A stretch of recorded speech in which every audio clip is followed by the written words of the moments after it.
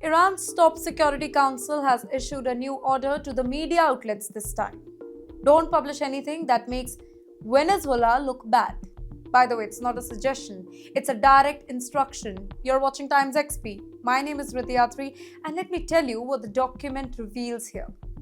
The directive from Iran's Supreme National Security Council, chaired by their president Masoud Pezeshkian, tells editor and journalists to verify all the information before publishing, which is good.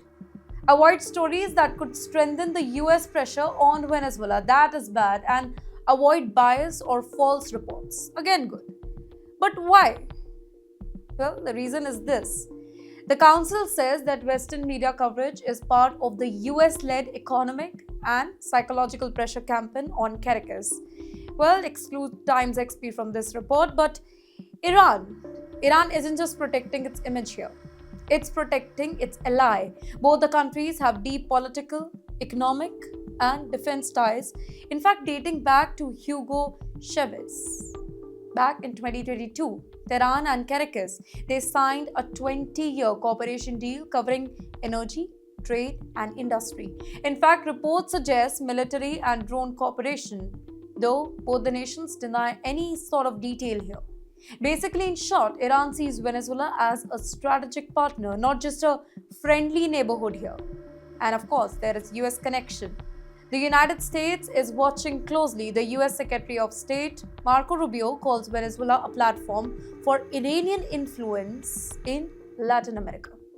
The US, European Union, and several other Latin American countries, they don't recognize Maduro's government. Iran and Venezuela reject accusations about military or even energy support here, framing it as an internal sovereignty matter. In the meantime, the US, Iran, and Venezuela triangle is a geopolitical hotspot. But you know what it means for Iranian media here?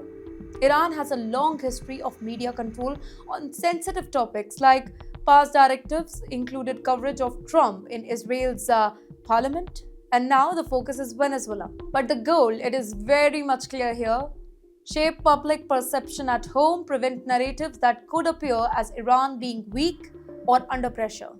But this is a big deal. Why? Because information is power. Controlling what people know about Venezuela, it helps Iran defend its ally.